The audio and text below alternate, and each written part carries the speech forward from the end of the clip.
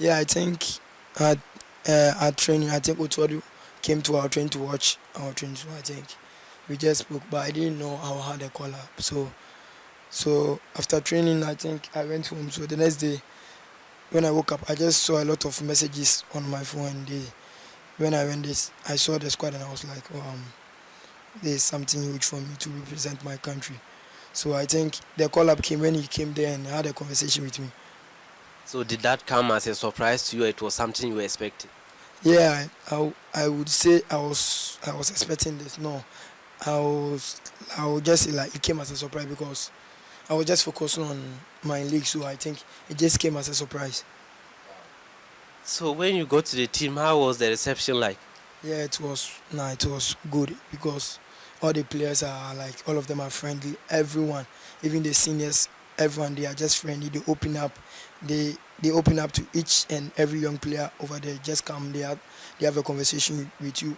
They teach you what you want to know. Like they help you in terms of like the games or training or representing your country because it's something big to represent your country.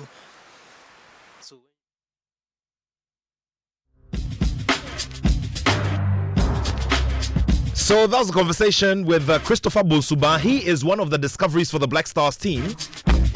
Remember, the months are rolling by. What is it about this year of 2025 and how fast the months are rolling by? Have you noticed as well? Remember, 055-1111-997. It's always refreshing when you see such youngsters who have so much promise and represent the future of the national team that we so much adore and we so follow. So, well, let's see how things go. We'll be monitoring Christopher Bonsuba and let's see if he's able to get a call up for the next assignment in the month of September for the remaining qualifiers for the FIFA World Cup to be hosted by the USA, Mexico, and Canada. Talk about Canada. Well, the Canadian Grand Prix is also happening this weekend. And, of course, the convener of F1 Ghana and president of the Motorsport Association of Ghana, Kwabena Poku, joins me for a conversation on the Canadian Grand Prix and what the expectations should be.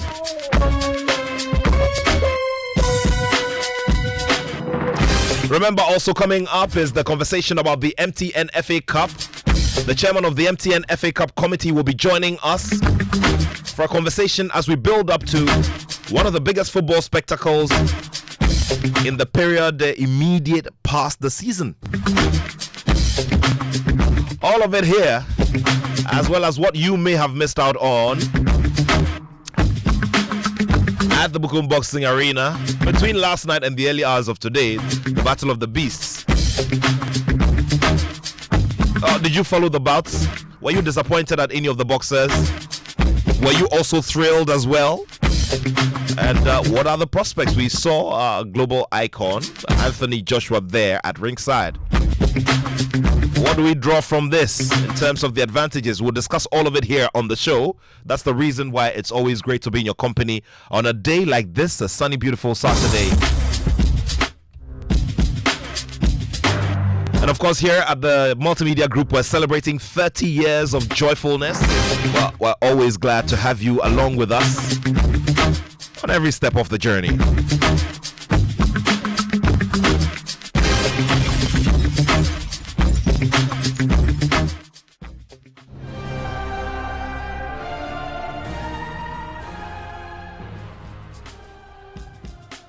The much-awaited Joy Sports Invitational Tournament 2025 is coming soon. Watch the space for more details. Joy Sports Invitational 2025, powered by Joy Sports, the thrill of the game.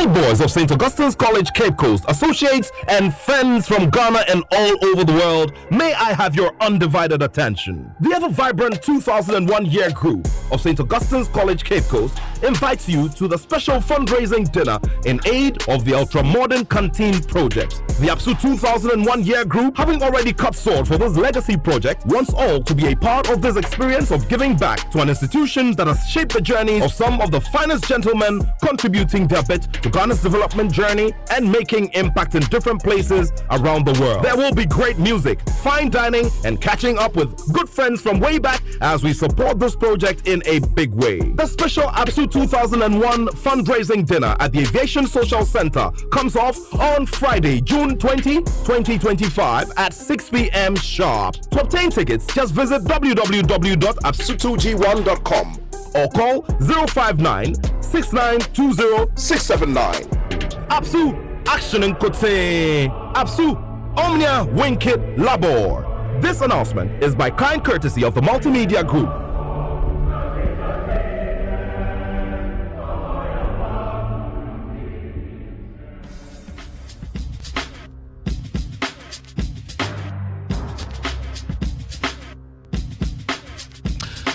Alrighty. And let's get into the conversations now. Remember, your messages are very welcome. Canadian Grand Prix, what should be the expectations?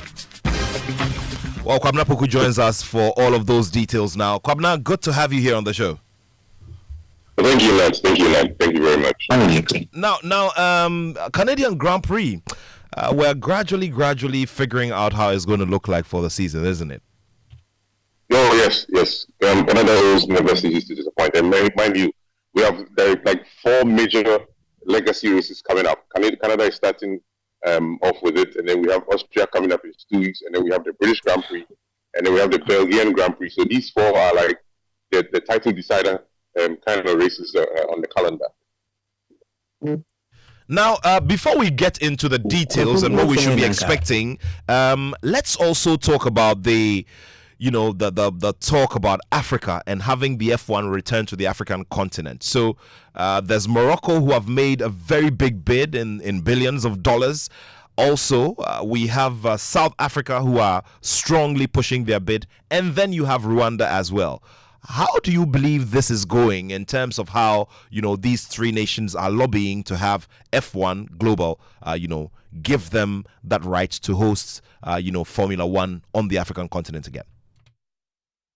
Okay, so first of all, the 2026 calendar has been released, and obviously we're not expecting to see it because the FIA just commissioned South Africa to redevelop the Calgary tracks into an F1 standard track. Also, South Africa is also developing another city track in Cape Town. Mind you, Cape Town already hosted the Formula E 2 years ago. Morocco is putting in $1.2 billion to build a motorsport village, including an FIA F1 standard track, which they are also going to use to bid for hosting rights. Rwanda is developing their track right next to their new big airport in East Africa. Now, the thing is, for me, I think Africa deserves 2 slots on that particular calendar.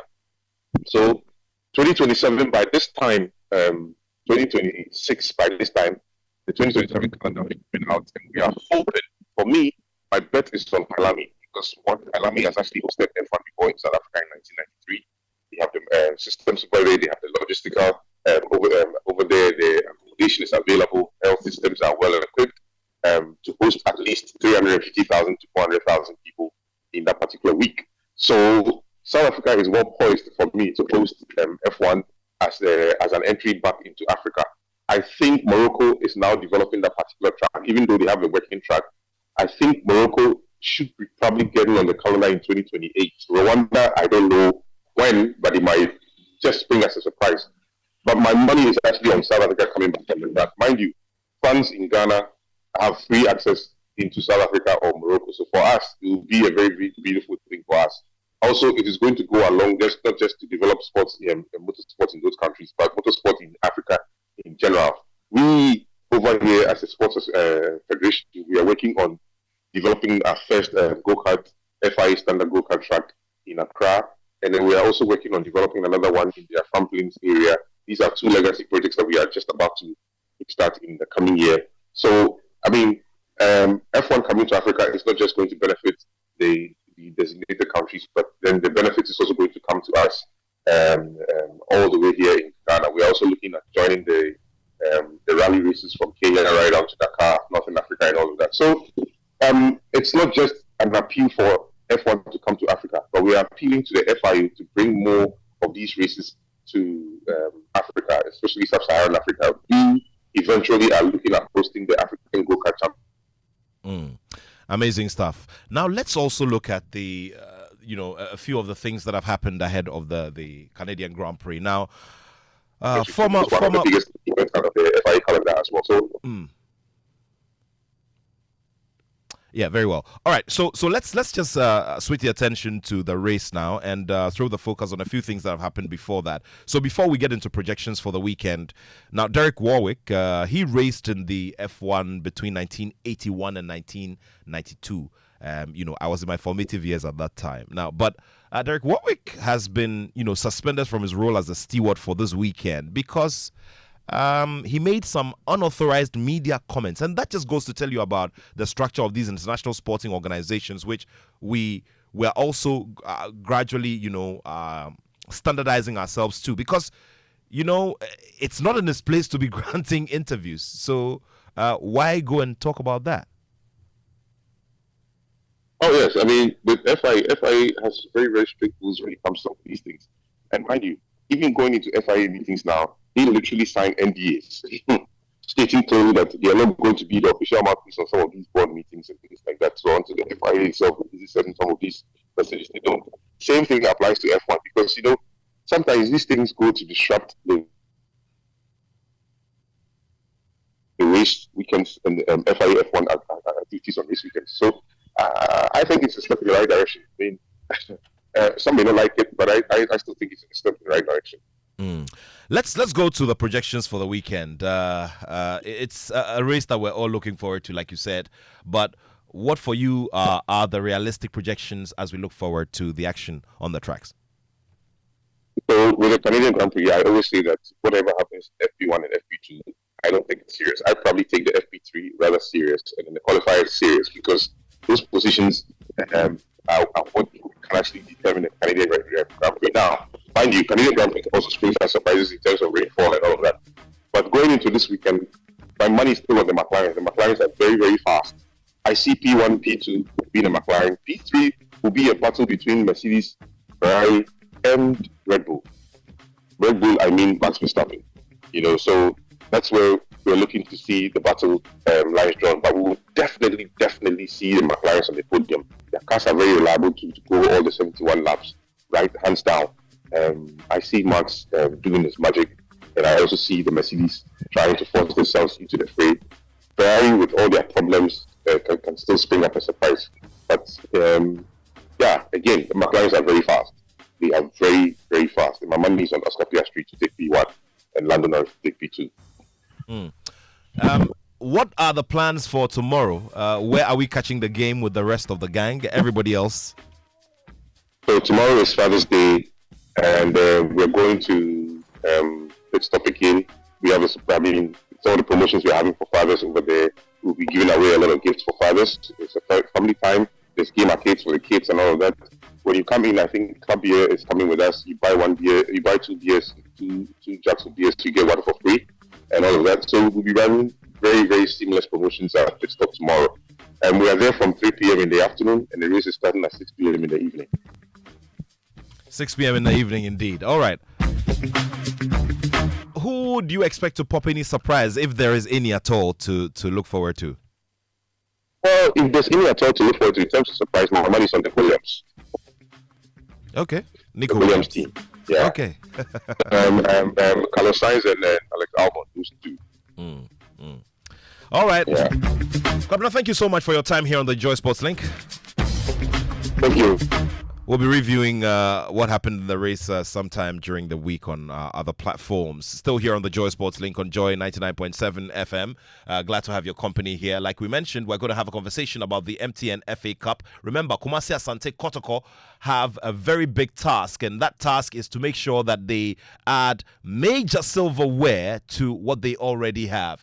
And of course, it is coming from the background that the head coach is one who has played for the club and won it before. Also, he is looking forward to winning the 10th FA Cup title for Kumasi Asante Kotoko. So the final of the MTN FA Cup between Kumasi Asante Kotoko, who are on one end of the ladder, very achieved, very big, and the modest Golden Kick FC, who have an amazing story of inspiration coming from the fishing community of Choco here in Accra. What a story it will be if Golden Kick FC are able to upstage Kumasi Asante Kotoko to win this one. Well, I've been joined by seasoned entrepreneur and chairperson of the MTN FA Cup committee, Mr. Wilson Arthur. Mr. Wilson Arthur has many business interests, including media, the founder of the Sky Group, and he is serving very diligently as chairman of the MTN FA Cup committee. So we'll be getting into a few things regarding how we should, what we should expect. Now, thank you very much, Mr. Wilson Arthur, for joining us, my boss. Good afternoon. Yeah, great to have you here on the show. Yeah, I'm very honored. Tell me about the trophy tour, the media trophy tour that you've embarked on, for this season's final, and how it has gone, the kind of reception you've got, and the enthusiasm shown towards this prestigious cup tournament. It's been amazing. We started on Wednesday. We went to Kumasi and we touched base at Menchia. We went to the mayor. We went to the regional minister. We had some radio interviews and we engaged the legends of Asante Kotoko. I saw very interesting people, Toti,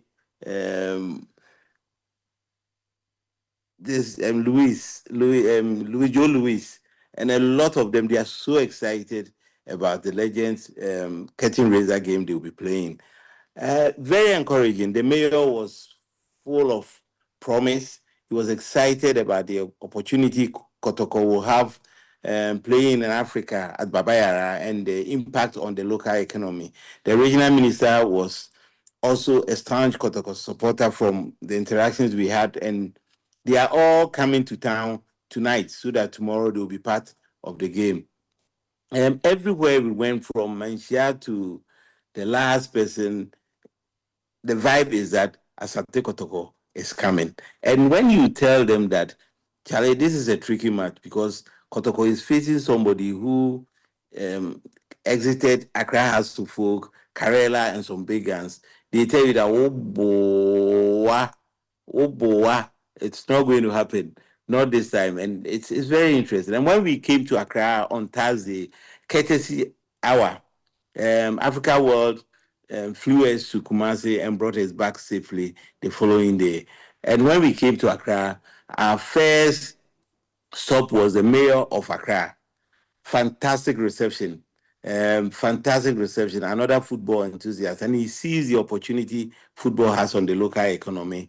He also made a promise and actually is taking care of the House of Folk legends who will be playing against Kotoko legends. We went to the regional minister. We went to Gamanche, to Besi Manche. We had a very exciting meeting with the sports minister, Honorable Kofi Adams. Kofi Adams, yeah. Fantastic discussions. And then the following day, we had a trophy tour visit to Abusokai. Very exciting.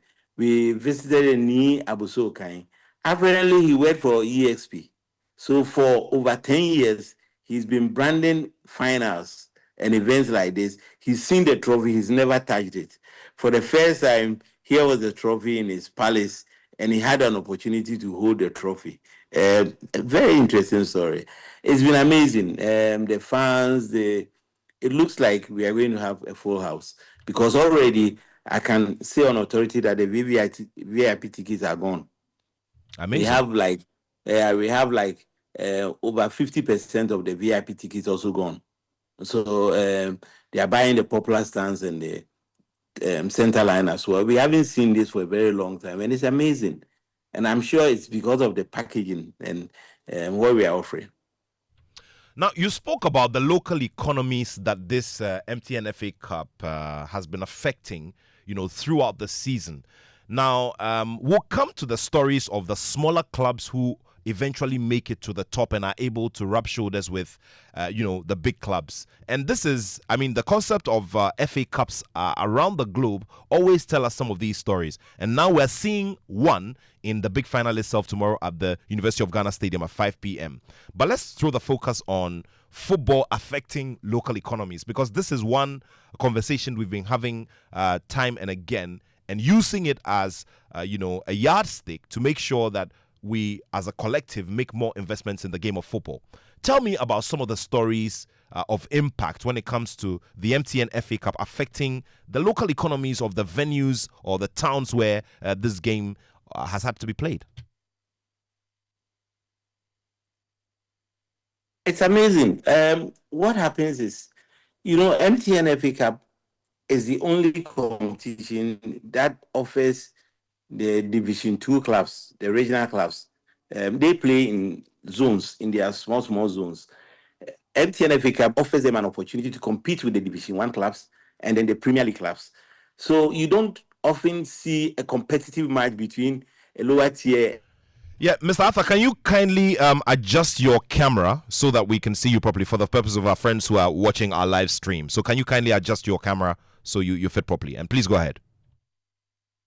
Squaring up with the big boys. And upsets are part of it.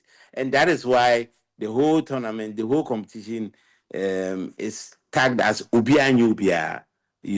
Surprises are part of the game. It's very normal for a small club to swallow a big club when it comes to the MTN FA Cup. We've seen a lot of it this season. And because big clubs visit the homes of the small clubs, anytime there is an MTN FA Cup, can you imagine? Imagine Koto coming to Daboase, for example, to play Sky FC. It's a festival. It's a huge festival. People come from all corners to patronize that match, and business is brisk. People come to sleep over, and it's a huge local economic booster, and that is what MTN FA Cup offers. The impact, we really need to do a research and impact of some of the events. But MTN FA Cup matches are not ordinary matches. It's not like a league match where teams warm up, show up and play, and then that's the end. There's always entertainment. There's always fanfare. There's always a lot of excitement, and the package is always solid. And that is why MTN FA Cups matches are always special. Let's now come to the clubs. Asante Kotoko, obviously, the big one, the big fish in here, and the main point of attraction. But also there's the story of Golden Cake FC. As the season wore on, nobody really saw them coming. In terms of rating them or anything. But here they are, and they have managed to use that modest tag and have creeped through the back, and now they are there at the top, at the final. Amazing story, isn't it? See, when you watch them play, I own a club myself, Sky FC, and we've got into the semi-finals before. So when you see a club and the way they play, you could tell that this is a club that will go places. I saw them play against Hearts of Oak. This was a draw that they picked home at the quarterfinal. Tuba Park.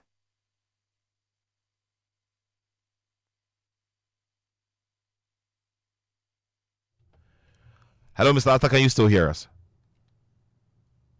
All right, so we were just having a conversation with Mr. Wilson Arthur. Mr. Wilson Arthur is the chairman of the MTN FA Cup committee. Yeah, so we brought it to University of Ghana Sports Stadium. And interestingly, that was the home of Accra House of Oak, and they were playing Accra House of Oak. So it was difficult convincing them to accept to play their home match at their opponent's home. But they did, and they beat Accra House of Oak. And so everybody started looking at them a different eye. Then semi-finals, they met Karela. The ease with which they dismissed Karela, they made Karela look so ordinary. If you saw the match, it would be difficult for you to accept that Karela was a Premier League club, and rather Golden Cakes was a first division club. They were clearly superior in terms of pace, in terms of strategy, in terms of build up, in terms of movement, possession, every aspect of the game they were on top, and they beat Carrera so easily. Then um, the big one, they faced their own neighbors, Atram Divisa at Takwa. We took the game to Takwa, where there were no supporters. So we had to do some magic, to get them to vibe with Fiasman Secondary school team and the student population, and they showed up And at talk, Takwa yeah, Theatre. and talk about that. It was so amazing to see these students establishing an immediate bond with them, and I remember the celebrations. It was Yeah, just amazing. it was special, but it was thought through, because we realized that if we don't do something, we will play in an empty stadium. So the organizer, we thought through and decided that we will get um, Golden Case to adopt Fiasman Secondary School.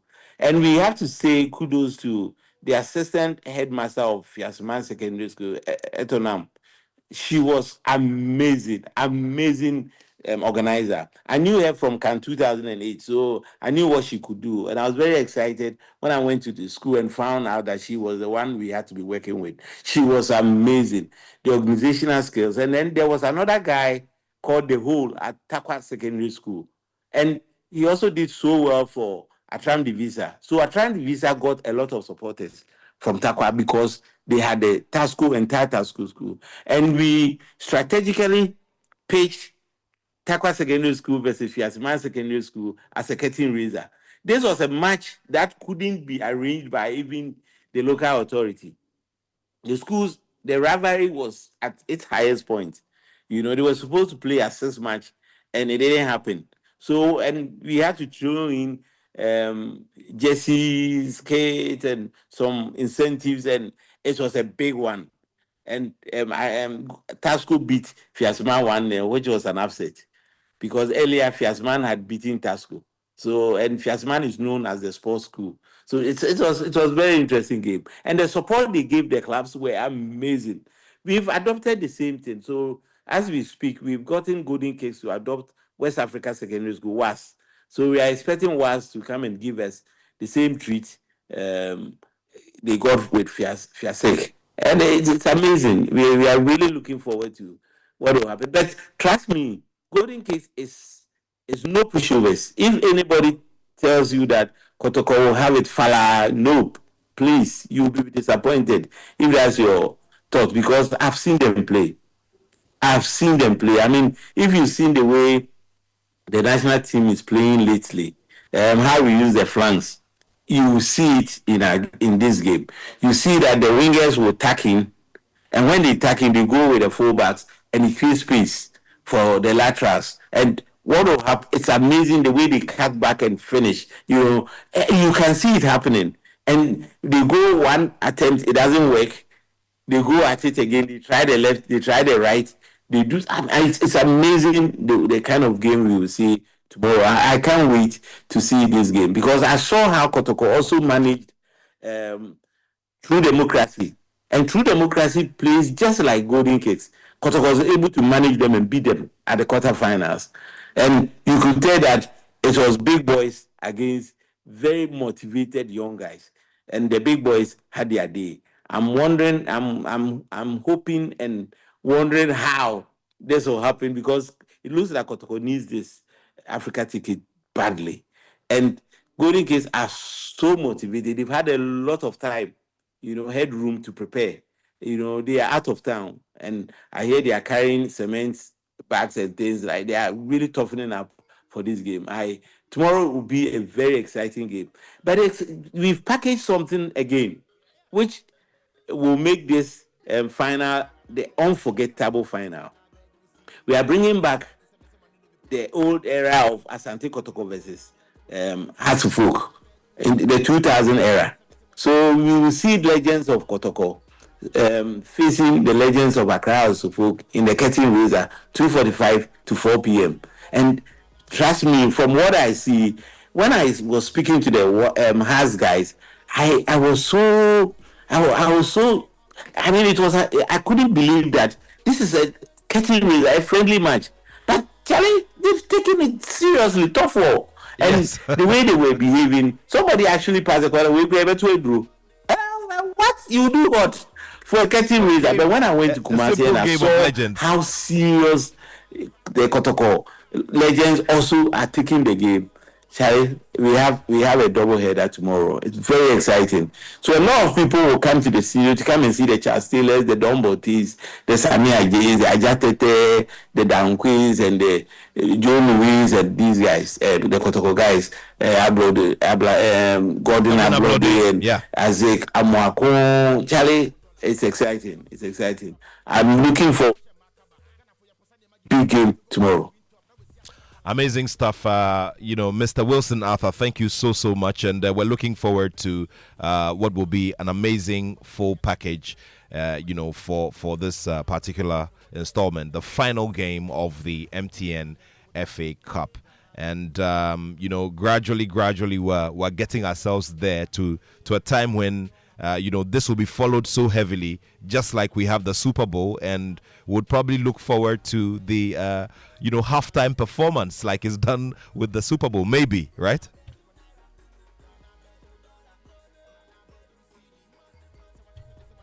DJ Loft.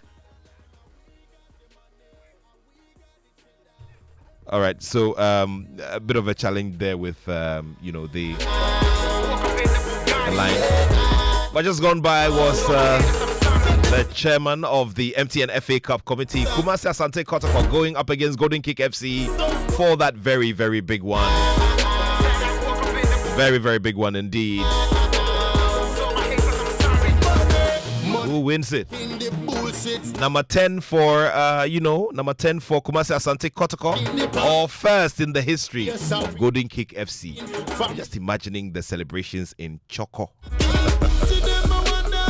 Choco in Accra. I think I need to learn a bit of Ghana history, learn how the name Choco, came about.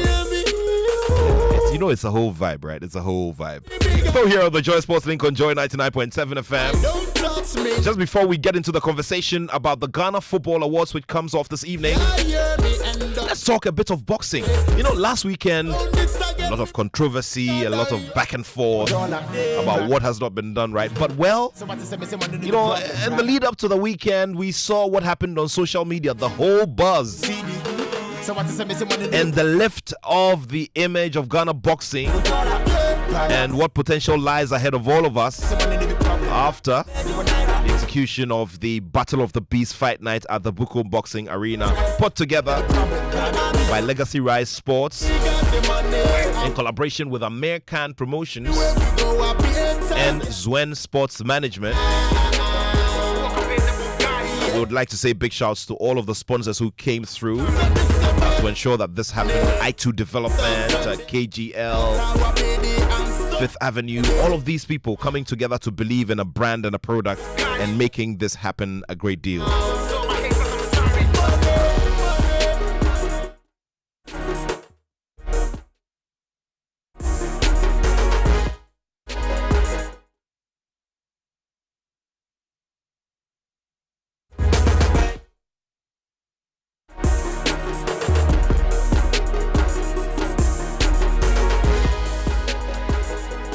And of course, we're going to be having that conversation on boxing.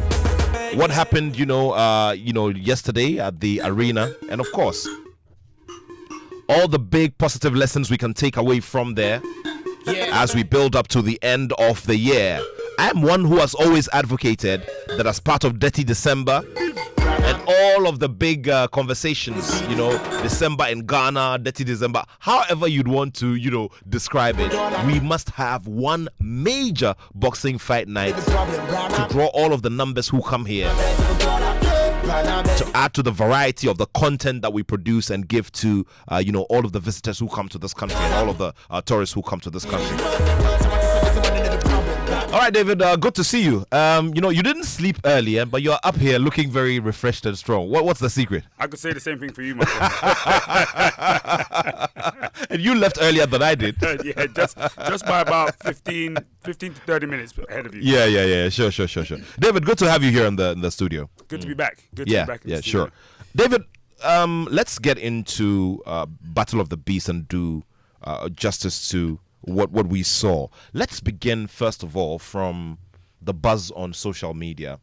When the images went out, of course, because of the big collaboration, American Promotions posting all of these videos and these posters about the fight night with the bold inscription happening on June 13 at the Bukom Boxing Arena, Accra. We haven't seen something like this in the international boxing circles in a very long while. And of course, to have the big broadcast and stream service, DAZN, be on board this together with SuperSport and Max TV on the local scene, just amazing stuff, isn't it? Yeah, I think many people haven't grasped hold of how huge this event was, especially on the global scene. We had people talking about this fight from all corners of the world. Being privileged to work in the sport of boxing, you are in conversations with the likes of the Eddie Hearns of this world, the Bob Arams, the top promoters that have promoted great fighters. But this was something that so many people were looking to, because a lot of people are looking at Africa. They're looking at what can be done here. A lot of the great fighters that they love have their origins here. The Anthony Joshuas, the Lawrence Okolis, the Joshua Boatzis, the Deontay Wilders. All of these fighters have their origins here in Africa. And as a Ghanaian, it's always been part of my hope that we'd be able to showcase our culture, our vim, our vibe and love for boxing right here for everybody to see. But for a very long time, people have thought it impossible. How could the infrastructure make ways for it to happen? And talk about infrastructure before you go on. I mean, it immediately brings memories of what happened with Don King and when he took that bold decision to come and have the Rumble in the Jungle. And sometimes when you think about it from a Pan-African perspective, you're even looking and listening to this description, the Rumble in the Jungle. I mean, that in itself is something we need to look at again, because that, I guess, has also lived on and lingered on minds to the extent that even if something can be done from here, people think, oh, Africa, no, let's forget it. Yeah, even like you said, even to think that happened way back then, right? Don King making that huge step, that move to put on what is now the most historic fight night in boxing history. The one that is marked forever and ever, the Rumble in the Jungle. So it has heritage, it has history, but Ghana is the gateway to Africa.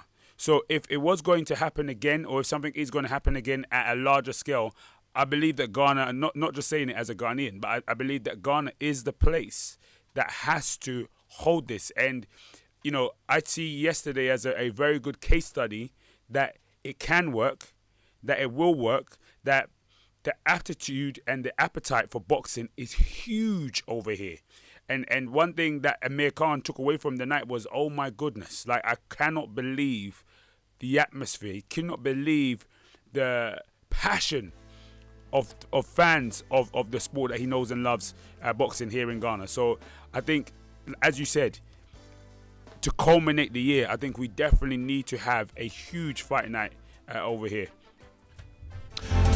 Here with me is David Aloka, as a broadcaster and a sport promoter, and he was part of the broadcast team, the international broadcast team that executed the Battle of the Beast fight night. We'll be coming to the fights, some of the main fights that were used to sell this fight night. But right now, I want to also focus more on the kinds of reactions that you got from your vast network, the numbers that follow you, when every communication was broken that this big fight night was happening in Accra.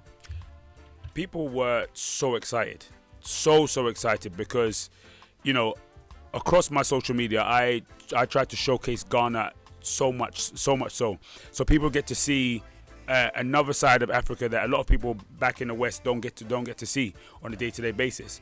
But being able to be a part of such an historic event where you have the international audience watching, across my social media, people from from Ghana and the wider diaspora and my friends who are from Europe and the United States. They were so excited and so looking forward to this fight. Now, all the way up even into yesterday, there were so many messages across, so many comments on all posts that were put up because, you know, it's not a small feat, and I don't think even we over here have even been able to, you know, grasp hold of how massive last night was. Now, let's also talk about the pre-event, activity. The weigh-in ceremony, the official weigh-in ceremony, was held in the heart of Bukom, which has great boxing history, in Ghana.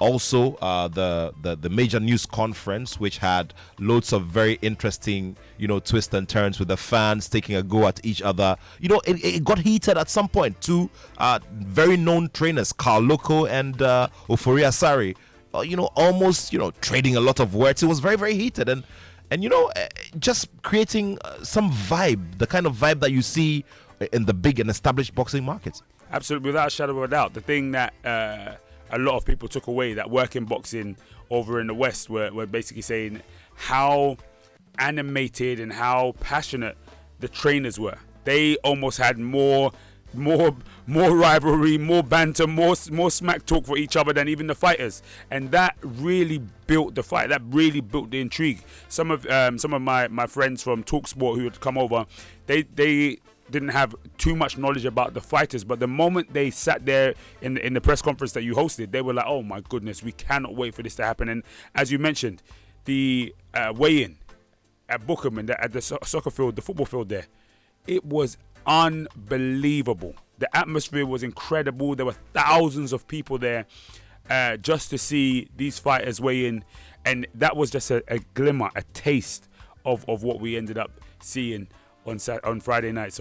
So, from what you've seen so far, how easy would it be for you to answer the question about how, economically viable it will be for anybody out there to direct their promotional, resources to Ghana, for that matter?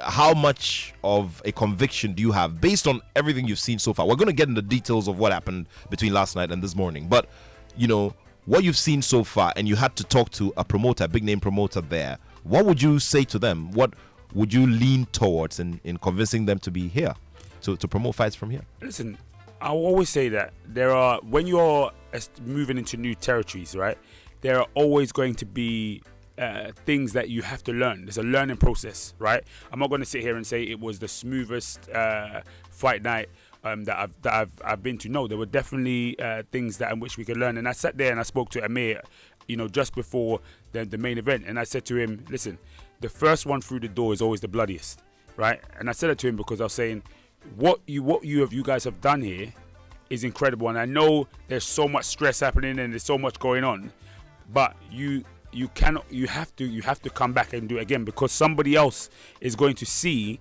that it is possible. And this place is bubbling. It has the fans, it has the atmosphere, it has the fighters.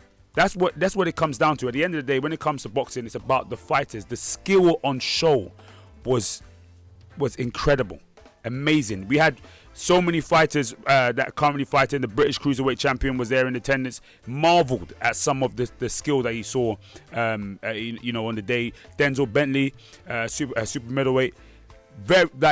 He's also a Ghanaian, so sometimes you're like, oh, maybe there's a little bit of bias in there. But for him, seeing this, hearing the roar, he was like, no, I need to fight here. So you have a lot of people who are going to go home as evangelists for boxing in Ghana, and are going to speak to their promoters, are going to speak to their broadcasters and be like, listen, commercially it's more than a viable proposition. You have a live and captive audience here.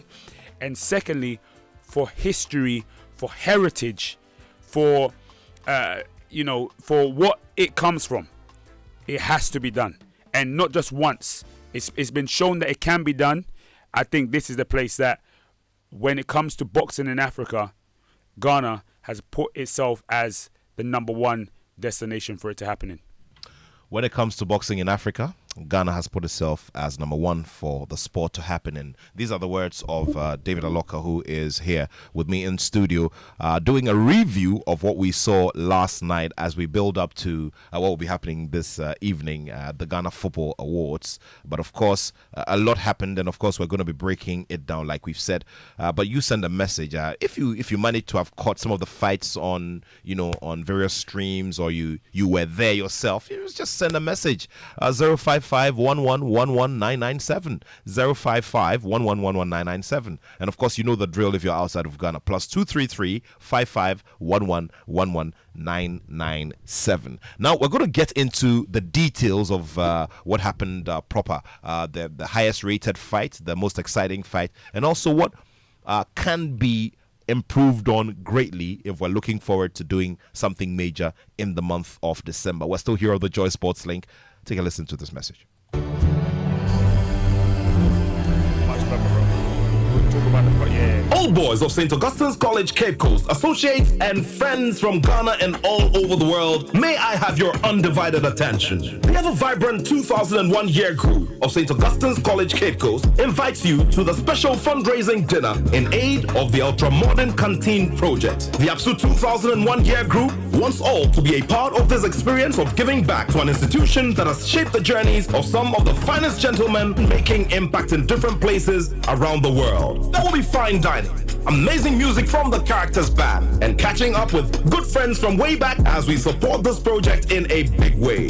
This much-awaited fundraiser will be chaired by APSU Dr. James Attoh, President of Grader, Chancellor of the Cape Coast Technical University, and CEO of JL Properties.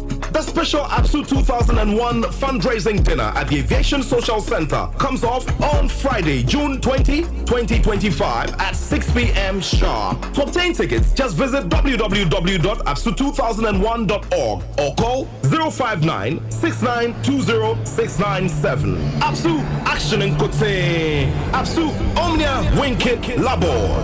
This announcement is by courtesy of the Multimedia Group, celebrating 30 years of joyfulness.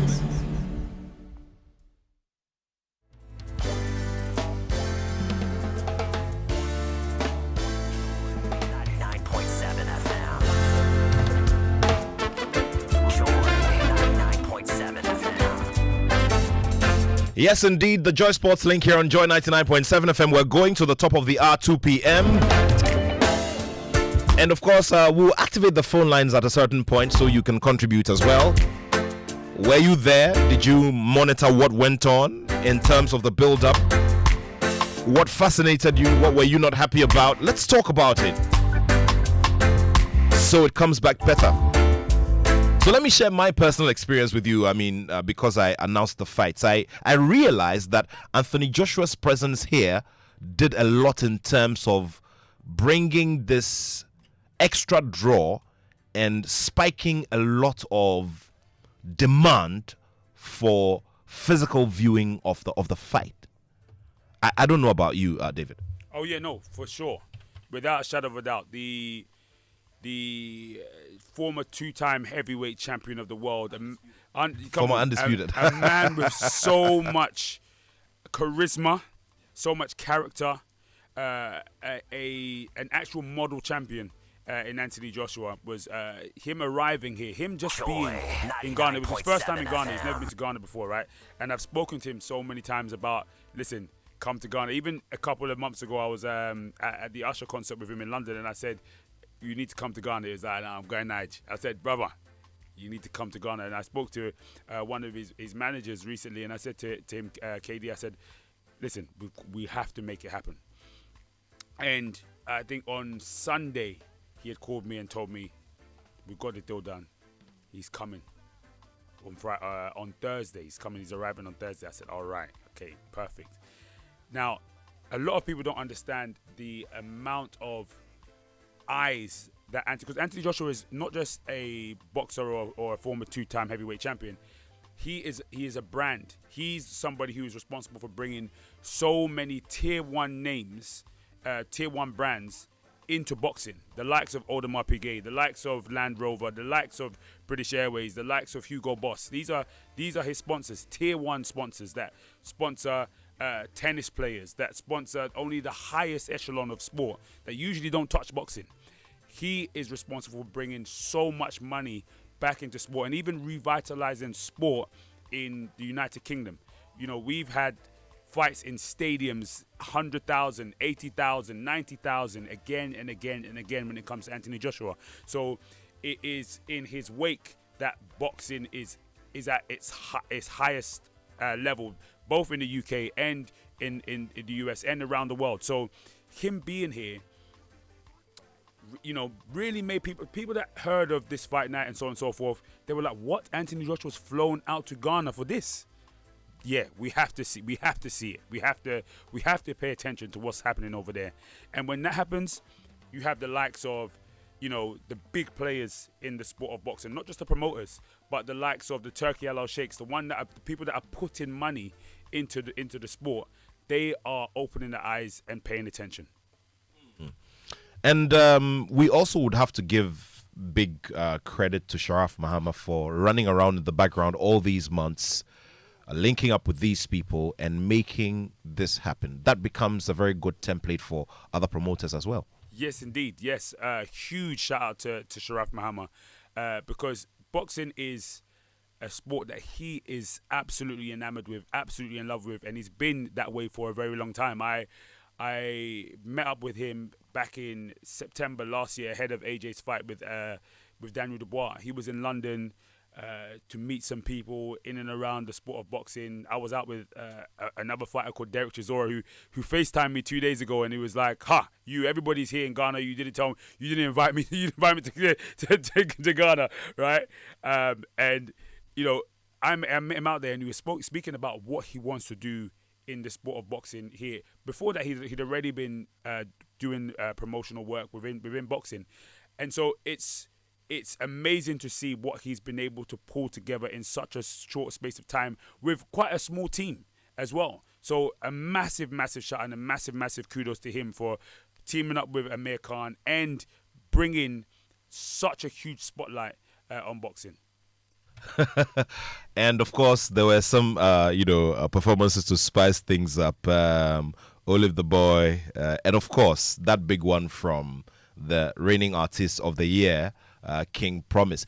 Guess what? So I saw the Minister for Sports and Recreation dancing, you know? No. I mean, I turned around and saw him. He had gotten up from his seat, and you know, he shared the same seat with the Ghana FA president. Yes. You know, and he was up on his feet and he was dancing to King Promise's performance. I thought, oh, okay. Yes. Listen, for those that didn't see it, like, the night was special. Yeah. It was such a special night, and having, like you said, the artist of the year, King Promise, in attendance, he always knows how to shut it down. He always knows how to perform and put on a great performance. And yeah, like you said, the amount of people that he got off their seats at that time, by the time he got on, it was around 3 a.m. in the morning. Right? It was around 3 a.m. in the morning. He had some dancers in there in flamenco, carnival dress. It was sensational, absolutely sensational.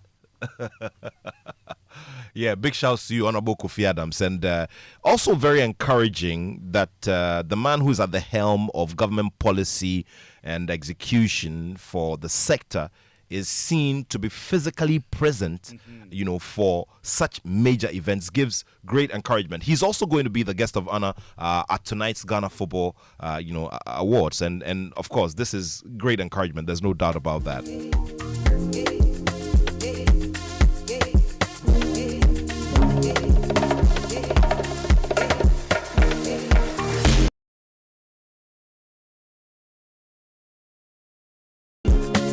Okay, so big shouts to the sports minister, sports and recreation minister. He was our guest of the show last week. But Honorable, you have to tell us the name of that dance. So.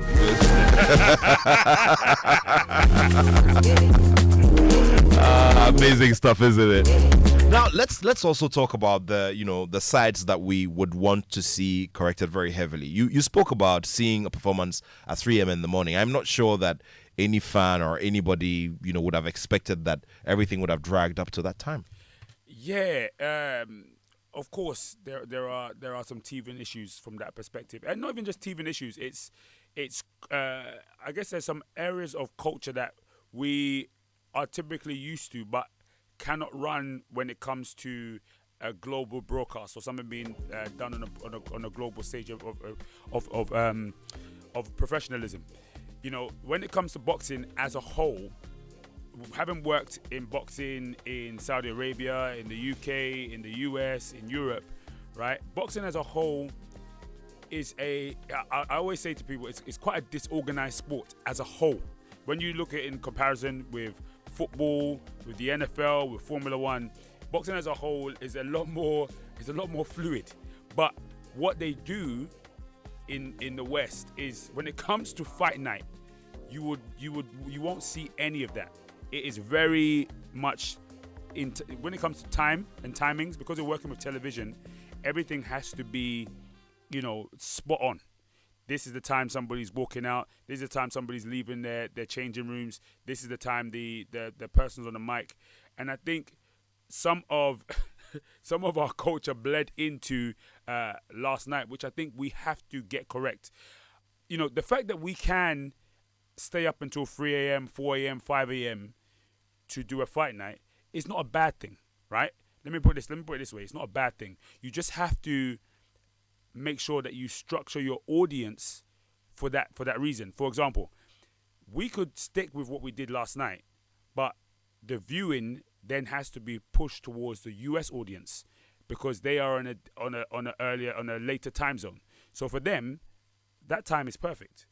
But if we're looking to broadcast mainly towards for UK sponsors or European sponsors and for European TV audiences, then we can't do what happened yesterday from that perspective. We have to be a lot more sharper when it comes to sticking with timings and getting the show running, because broadcasters are not going to just wait. They have time slots, and if your show is overrunning, something else is gonna come in. Let's also talk about the structure. So it was free. It was a free fight night. Yeah. It was indeed. By 5 p.m. the place was full. It was full. Absolutely. It was. I love the fact that they did it like that, because then you ended up with the most passionate people showing up. And don't forget, it's a Friday. It was a working day still. It's not like it was a weekend and everybody had time to. People had to leave work early and get to book them. So it was a free fight night. So many people arrived and so many people were there in attendance. I just think our timing wise, we have to get that right in order for it to cross over globally. For us as fans in the arena, for us that's doing it, we're fine. It can go late. It's Ghana. We're used to going into the early hours. But for the global broadcast, timing wise, that's the thing that we have to, whether there's one person in the in England, right? When they start the broadcast, sometimes there's in an arena of 20,000 or an arena or in a stadium of 80,000, 90,000, there may be just a few hundred people in the arena. They're starting. It doesn't matter if it's full. It doesn't matter if there's nobody there. They will start. And of course, the fact that it was free also brought with it some challenges and inconveniences for some of the fans as well. Yes, it did indeed. It did indeed. And those issues, I think we have to try and work on. I think the appetite wasn't. It was unprecedented. The appetite for the fight. There was so many people there, so many people in attendance, even more people than could fill the capacity of the arena, right? So logistically, there are some tweaks and things that we can do better. But at the same time, what I will say is a huge congratulations and kudos to those guys for taking the risk as well, for putting themselves out there for the world to see what is possible. And there are learning things that we can tweak on and work on. But as a whole, a huge kudos to Sharaf, to Amir Khan, and to everybody that was involved, including yourself. Thank you, bro. So it's it's a very interesting turn of events. We started the year, we're looking forward to big things, but this obviously was a very, very big one. 055-11-11997, 055-11-11997 here on the Joy Sports Link on Joy 99.7 FM. 30 minutes to the top of the hour, 2 p.m. when we'll bring you Showbiz A to Z. And, we just are throwing the focus on what happened between last night and the early hours of this morning. I had to sleep after 6 a.m. But hey, in my experience as a journalist, I mean, I've seen so many of such days where you're driving back home and the sky clears from dawn to like clear morning. But we'll be speaking to Victor Achu of the Joy Sports team as well, who covered this for the team and for the group, and he also has thoughts, especially with the fights that we sold to the public, not only the domestic public, but the public outside of Ghana and in different parts of the world. David has spoken about streaming and meeting broadcast requirements so that we're able to capture, because there's a big platinum mine lying in there if we're able to get it right? There is, and it's huge. It's huge. Broadcasters. I mean, just before you go on, it reminds me of Pacquiao versus Floyd Mayweather, where the fight had to be delayed. The start had to be delayed because there were more pay-per-view buys coming in at the last minute. Yeah. Exactly that. Listen, every dollar, they wanted to make sure every dollar was accounted for. Every single dollar they can get was inside. But yeah, listen, the scope, the business scope, is huge. It is massive. And, I was talking about the barriers to entry when it comes to sport. We've got the Ghana Football Awards this evening, right? But football has quite a high barrier to entry. When it comes to boxing, the barrier to entry is very low, and that's for everybody.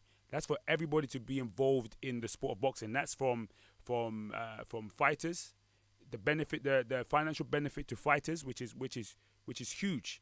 The not just financial, but the exposure that certain fighters got yesterday, not just because of global streaming, but because of the people that were in attendance, the people that could see the skill that was put on show. That is it can be life changing for some of these fighters, and you could see some of these boxers really grabbed hold of their opportunity and put on such a great performance. And me as a Ghanaian, I was so proud of some of these fighters yesterday night, because I was like, man, you guys have put on an absolute show. And promoters, trainers, I was sat with, they were like, no, I need to get this one into my gym. Great stuff there. Victor Achu, a man whose initials doesn't really excite some people, especially in the business space. Victor Achu Tamaklo, VAT. Chale. Achu, this your initials, dear. I beg you. We have to go back and, yeah. VAT, but that doesn't really excite some people, so you have to watch it, eh? Very soon. We are researching Ghana, so when the economy is stable, people wouldn't mind paying the taxes. I hear you. Charlie, actually, you were there, you got in, and I remember I had to rely on you for images on the ground as I was making my way there. You sent me a photo, and I still have it on my phone. I mean, by 5 p.m., the place was full, and my question was, wow, so we know we know it was a free fight night, and we need to also give some credit to the promoters. But I want you to focus on the quality of the fights that you saw, and those that hit a real chord for you, in terms of what can sell and what can draw that global audience that we're looking forward to Ghana boxing. I think it was very good for an event like that. Usually you would expect perhaps a few more experienced bouters, but we also need to situate the conversation of attracting these events within the current reality. So which boxers are available? who are our biggest potentials in terms of spelling Ghana boxing at the moment. Where do they rank? Are they available for this bout? So I think those are the things or the considerations that we need to look at in this conversation. And if you look at everything that has happened to someone like Nipa Quality in the last 18 months, he is someone who definitely should have been on the bill. And he was. And for my money, and I think I'm not alone when I say that he gave us the performance of the night. Yeah, and by Pakwalote, you mean Theophilus Alote, Yes. Pakwalote, who Yes. was the challenger for the WBO Africa Bantamweight title, fight, and he came to challenge the champion, and he put up an amazing performance. I agree with you on that. Exactly. I think Abdul Ahmed also came a close second with his performance against Haruna Mohammed. Hey, Abdul Ahmed and Haruna Mohammed was the battle of the the giants. Yes, it was. You know, for a moment, before you go on with the analysis on the topmost fight in terms of rating, I think that these two gentlemen, I mean, initially, I mean, the pace of the fight in the first round got you to think, oh, we're going to see an early knockout. But what happened? It traveled. It traveled, but it also speaks to the endurance of our boxers, which I said was very good. Because if you look at the first two bouts that featured Jesse and Jerry Lati, there were question marks about the fitness and the endurance of our boxers because both of them appeared to fade as the rounds went on. So it was perhaps fitting that the next set of bouts featured two Ghanaian boxers or four boxers who had excellent endurance, who had stamina, who had leg work, and very dynamic in their movements, in the sense that even when you were approaching round 8, round 10, and you expected them to be conserving their energy for the final round, they still had enough in the tank and the presence of mind and the intelligence to know which areas to move, the pace at which they would move their feet in order not to burn too much energy and put themselves under any undue pressure, which for me was good. And it sort of was answering the key questions that a lot of people had asked about the condition of our boxers in the first two rounds. So for me, that was good. But the Theophilus Nipa Quality angle for me was very important because in the last 2 years, he has been the most exposed Ghanaian boxer as far as his level is concerned. We all know that last year he had to go to the Cayman Islands to prepare. He went with Kuchufuri Asari. And so before this bout, everyone was waiting to see what he made out of that trip abroad. And these are opportunities that are very rare for Ghanaian boxers. I mean, Nat, you know this better than I do. If you are talking about Ghanaian boxers with exposure, it belongs to, or it's a phenomenon that only an exclusive class of boxers have experienced. So perhaps your Azuma Nelson, your Joshua Clotes, your Ikotis. And that reflects in the maturity with which they fought. So to find that someone like Theophilus Nipa Quality, especially when people are quick to bring back the fact that he went to Senegal for the African Olympic qualifiers, things didn't exactly go well. He went to Italy as well, and he went to the Bahamas for the last one. Those didn't work out. You needed a statement performance on a light like this and on a stage like that, with the world watching on the zone, with the continent watching on Super Sport, to tell Ghanaians that he is not all hype, that the brilliance we saw at the African Games last year when he won bronze medal for the country was not a fluke. And for me, he was the success story on the night because he was as technical as they come. His endurance was good. His game plan, his ring craft, I cannot ask too many questions about that performance. And I think he is the one shining example that we can hold up to the rest of the other boxers who may not have been able to match his standard. But in saying that, I think we also need to show a certain appreciation to the crowd and to the DG and essentially the organizers, because I remember that at a certain point, American was in the ring. I mean, in between fights, two fights, and he was just, having a good time, like a hype man. Look, you hardly see promoters go and swell up the crowd. Look, I can tell you without any fear of equivocation that he has never experienced an atmosphere like the one he experienced in Bukom last night. Not ever, not anywhere. Look, the Haruna and the Abdul fight, when the rain started pouring in and the fans got onto their feet and started singing, she, Goyens, it was brilliant. It was organic. It was timely. And it was as if the whole thing had been scripted. It was as if someone had decided that it is going to rain. And it is going to rain in torrents. And when it does, all of you from this section should start chanting Shie Goyensu. And for me, it is a stuff that you cannot buy. It is a stuff that you cannot plan for. But one of those moments that is magical, right? And the intensity that it introduced into that bout at that time, when it looked as though both boxers were fading, it carried on right through the next set of bouts until we had to lost Nipakwality. Right. There was something that you and I discussed at dawn while you were in your car. I hope that someone is able to pass it on to the two boxers, Daniel Gosh and then Nipakwality. They are excellent fighters, but I think at this stage, there is no room for some of the antics we saw before the bout began. Hopefully that message gets to them. Yeah. And of course, we'll have to talk. I mean, David has been talking about it here. And David, I mean, some of it, the ring walk, some of the creative ideas are good.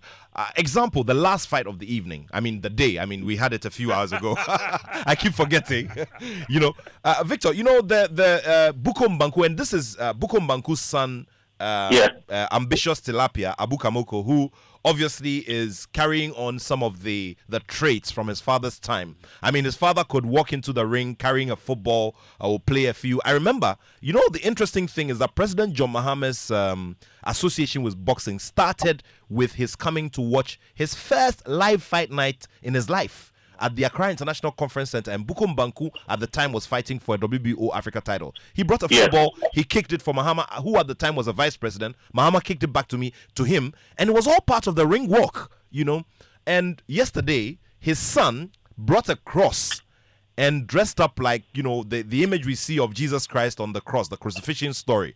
So he came, stood on the cross and posed, just like Jesus, had his arms spread on the cross before walking into the ring. These are creative ideas, but sometimes I guess that the timing and the crispiness, like David has talked about, becomes very key. Exactly. I mean, there are standards for organizing some of these things. And while we would want to acknowledge the constituency that these boxers have got, I mean, I knew that the organizers were going to have a problem with the Pakwalote and then Gosh bout because of just how popular these boxers are. And the reality is that sometimes it can affect some of the decisions that they make. They can believe in their own hype and all of that. But it is important that we recognize that the craft is the most important thing. All of those things are side attractions. Your consistency will always be there for you, but you need to begin to win more, and you do so by showing significant progress in your ring craft, in your endurance, your technical ability, the game plan that you enter the ring with, right? Whether or not you and I'll give you an example. The third bout, so how have I forgotten this young man's name? He was fighting the Freitas. Shilo the Freitas. The Ghanaian was fighting Shilo the Freitas. Was struggling with the problem of reach. Right? And I felt that he didn't appear to have enough information about his opponent. Because there's a very clear-cut way of handling boxers who have got a longer reach than you. And his game plan did not reflect his certain appreciation of the skill set, the unique problems that the fighters came into the ring with. So all of those are things that anyone who is well versed in the sport, who has watched enough boxing, will expect of our boxers whenever they come up against some of these very tricky fighters. Right? If after 2 or 3 years we're still not seeing a lot of progress from Abu Kamoko, there will be question marks. Remember, earlier this year he went to promise the sports minister that he's going to win a gold medal for him. So he needed a big stage like that. And I do hope that going forward, he does realize that his consistency will always stay with him. But as we saw yesterday, the crowd can even turn against you if they realize that you're not giving them quality entertainment. Because there's one thing I have come to know about the Bukum crowd. They are loyal to quality and entertainment. And they will not mind switching on a boxer if they realize that the boxer's opponent is much better, is more entertaining to watch. So I think that is the word of caution to all of them. But that's before I go. I would want to say to Sharaf that he played a brilliant one on this one, to American as well, and to everyone. I was just telling your producer about how well coordinated this was. Yes, the issues of over subscriptions, they happen the world over, but the sheer planning that went into this, right, from the selection of music, the selection of the artists who came to perform, the spacing of the fight and everything is just excellent. If only we will be able to pull this off a bit more consistently, and most importantly, the boxers are able to leverage on this and give us quality fights. I think there's still hope for Ghana boxing. Victor Achutamaklo was our correspondent for the big fight night there at the Bukum Boxing Arena. Victor, we're very grateful to you. VAT, we'll talk about VAT later on. Thank you so much for the time. Victor Achutamaklo, doing the coverage for us there at the Bukum Boxing Arena. Final comments from you, David, as we wrap things up. Looks promising, isn't it? It definitely does, and it was amazing just listening to VAT wax lyrical about last night, because it took my mind right back to absolutely everything that happened. The rain coming down, the fireworks going off just outside of the arena. It was almost as if all of these things, as he said, were planned. Even the fireworks that were going off, it was somebody randomly outside letting off fireworks, but it added to the spectacle. And as he said, he said he's sure that some of these people that have come here have never experienced anything like this before. No, it's not even it's not even being sure. I know because they told me. They said there's no experience, no amphitheater they've been to, no sporting event. So not just boxing, no sporting event that carried the dust, even the dust particles of what they experienced last night. It was phenomenal. Amazing Absolutely stuff. Phenomenal. David, thank you so much, and let's go get some more rest, Charlie. Because we've got the Football Awards later this evening. The Ghana Football Awards, the 7th edition, coming off at the at the Grand Arena of the Accra International Conference Center. And of course, two topmost awards, the Male Footballer of the Year and Female Footballer of the Year, all coming up. I've got two board members speaking to us as we build up to the event. Felix Romark and Daniel Odro. Daniel Odro is an alumnus of Joy Sports, so we'll be getting through to him. And, good afternoon. Thank you for your time, Felix Romark. Felix, on a regular day, I would have seen you at the arena. I didn't see you there. Well, I just came back from there. Oh, I see. Oh, you were there? Yeah, and I learned you were there 4 a.m. Interesting stuff there.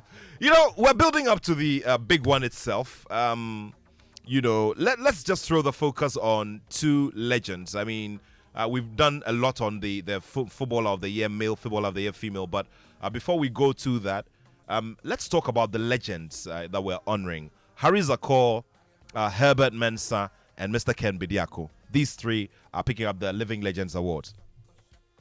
Yes, and what a way to honor these three living legends. We live in a country where a lot of people talk about how we don't reward and we don't appreciate our legends when they are alive. We wait till when they pass, and then we come and sing their praises and say the wonderful things that they've done in terms of our footballing history. So, as a board 3 seasons ago, we decided that we need to start rewarding our living legends. We don't have to wait for them to pass on before we appreciate them. So I think that for the past 3 years, the award scheme have found a way to make sure that we appreciate what these living legends have done. And this time around, we are looking at Harry Zakor and Herbert Mensah. And I'm sure for followers of the Ghana Premier League, you know what these two living legends have done for the two biggest clubs in Ghana and two of the biggest on the African continent. And in as much as those two are not in their glory days, if you talk about what Kotoko and has achieved back then, especially in the early 2000s, you can't talk about it without mentioning Ariza Ko for all that he did for Hearts of Folk, where they conquered Africa. And then, Herbert Mensah as well. And I've come to appreciate Herbert on a personal level, especially after the May 9 disaster, and how well he has even catered for Hearts of Folk players who are not part, Hearts of Folk supporters who have lost relatives. And he's even a Kotoko through and through, but he's been very supportive to the families of the Phobians who had passed on. And when you talk about Ken Bediako, you talk about the history of Ghana football, you talk about history of sports. I don't think that there is somebody who has really written about Ghana football like Ken Bediako has done. And we feel that it is time that we also appreciate all the factual history that he has written when it comes to our football. And I think that is the reason why the board decided that on the 7th edition of the awards, we get to appreciate these living legends. Amazing stuff. And we are also looking at football on the social element and what football is doing to help on the lines of social development. And this time round we've rebranded the Thumbs Up Award to Football Impact Africa, and that also is one that is going to recognize someone who's or a group of people who are doing amazing stuff to use football as a platform to help society. Yeah, and I think that it's a very good initiative. The category is for current football players who are using their resources, their time, their brand, their energy to impact the communities that we find ourselves in. And I can tell you for a fact, some of these players, though Ghanaians, have done a lot of work in and outside the Ghanaian space. And we feel that it is a category that we really want to introduce so that it will encourage other players that are currently playing to also have impactful activities within the football community. And aside that, we also feel that for some of the players, they've actually been doing a lot for the communities they find themselves in, but they don't get the deserved limelight. And we feel that it is also time for us to go and tell their stories for them. Some of them don't even want to be in the limelight though, but we feel that we still need to appreciate them for all the good that they've been doing. So we decided that this time around, let's introduce a category called the Football for Good. And we are rewarding 2 footballers who are currently using their resources, their brand to impact the communities they find themselves in. For the Thumbs Up, we all know Thumbs Ups look a little bit kind of raw. It looks so simple and easy. But you look at the magnitude of people that have won the Thumbs Up Award and the things that they do, we feel that it is better that we rebrand it and rename it an Impact Award. And I think that was a collective decision by the board. And I can say that I think it is a very good decision to rename the Thumbs Up Award to the Impact Award. Okay, so fierce competition, the Male Footballer of the Year, Female Footballer of the Year awards, and Coach of the Year as well. Yes, and Nat, if you look at Ghanaian performance across Europe, I don't think anybody would doubt the committee and the board putting up those 3 Ghanaian players. Because for me, I think they've distinguished themselves among their peers. And in the year under review, if you look at Thomas Partey's performance for Arsenal this season, Daniel Attoh is an Arsenal fan. I'm sure he would boldly say that this has been the best season for Thomas Partey in an Arsenal shirt. And then also for the Black Stars, had quite some good games in the FIFA World Cup qualifiers, helping Arsenal finish second and also, getting into the semi-finals of the Champions League for the first time in a decade. Antoine Semenyo, one of the brightest, sports lights he got in the English Premier League this season, scoring 11 goals for Bournemouth. I would be surprised to see him play at Bournemouth next season because he had a very good season. Inaki Williams, helping Atletico Bilbao get into the Champions League, has been made captain of the team as well. So I believe that these 3 players deserve to be in there for the Footballer of the Year. And all I can say is I wish them the very best of the evening and then good luck in that category. And the ladies are going to take the center stage as well. Yes, and all nominees will be there. And they are all coming from the Black Queens camp. That is the society. So I'm sure on their way to the Grand Arena this evening, they'll be like, oh, I'll win it. This one will say I'll win it. But I'm sure that the 3 of them would be happy that there is a scheme that is rewarding their efforts throughout the season for both club and country. In fact, there are four of them. There is Alice Kusi, there is Mary Bearcon, there is Doris Budra, and then Miriam Ponsa. And I feel that these 4 players have had a very good season for their club and their national team. So it is good. It is good. It is good. This evening I have so much expectation, and I know it's going to be better than what we did last year. And of course, there's good entertainment to have on the night as well. But I mean, for me, what will be key as well is that we'll be reaching an audience via the Joy Prime channel. It will be live on the Joy Prime channel. But of course, key is that, like you said, we're drumming home the message that we need to start massively celebrating the people who make things happen in our sport and in our football.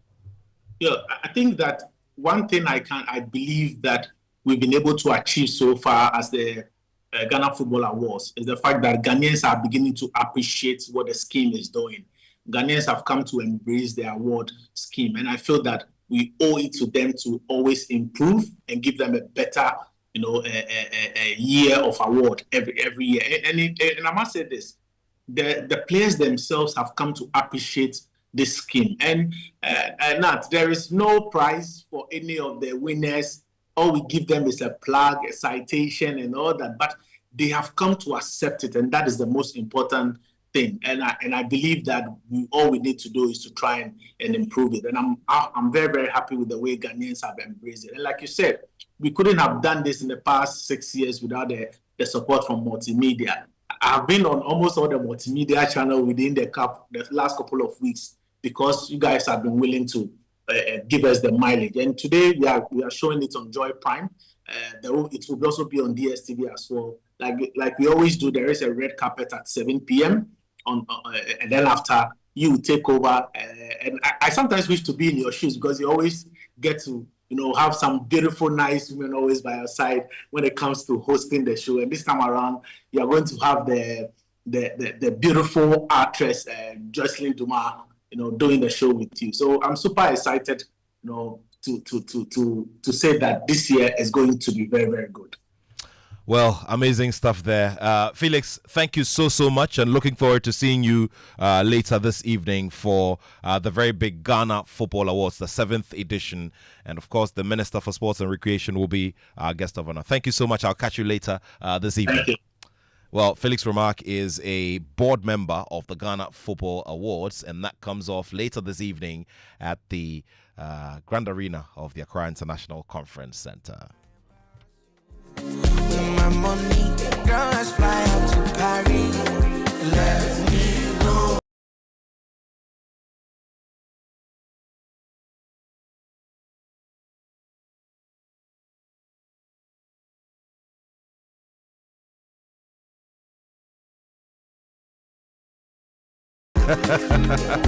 Yeah, he was the toast of the fans last night at the Bukum Boxing Arena. Charlie. Wow. Yeah. And I'm afraid one count to me, because I count to me. Sorry, my issue. No.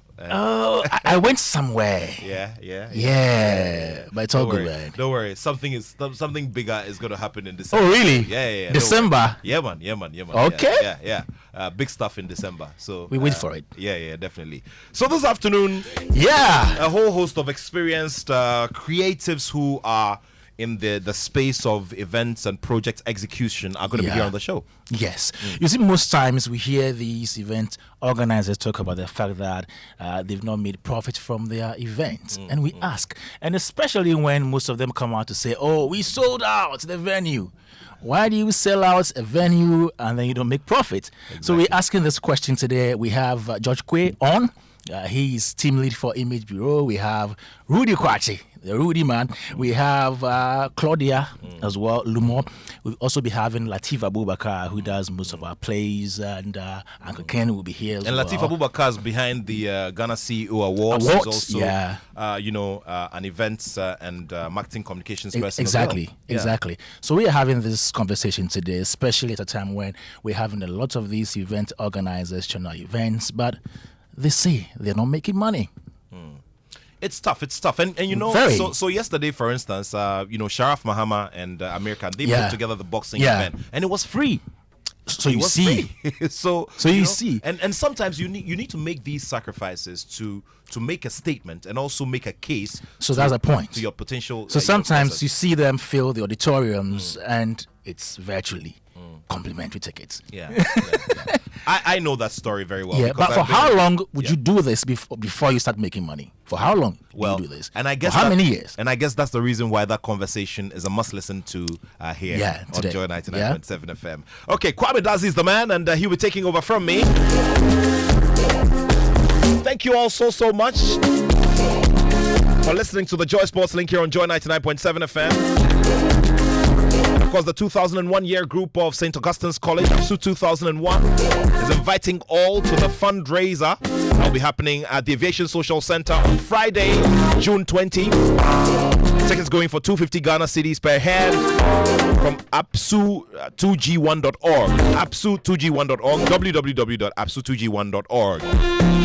Amazing music from the Characters Band, and of course the president of Grader and the CEO of JL Properties, and also the very first chancellor of the Cape Coast Technical University will be the chairperson for this event. Absunians and friends and associates, spouses, and all of them, we're inviting all of you to the Aviation Social Center. We're very grateful to the multimedia group for the support for this particular event. So you take it easy. Thank you so much. Thanks to the whole production team. The action continues here on Joy 99.7 FM. So for those of you watching from all over the world, don't just take it anywhere. And those of you listening, just keep it here. Thank you all so much. Next weekend, we will be there at the Achimota Retail Center to bring you the first element of this year's EcoBank Joy News Habitat Fair.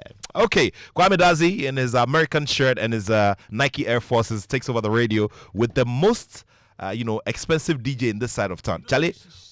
And on American, He no get shish. I was talking about Victor Achutamaklo. His name is Victor Achutamaklo VAT. Oh, okay. Using nicknames like that can attract, GRA movement too. I tell you. All right, so DJ Wobeti also bringing you music with his Platinum Fingers right here on Joy 99.7 of it. You take it easy, and show continues, action continues right here.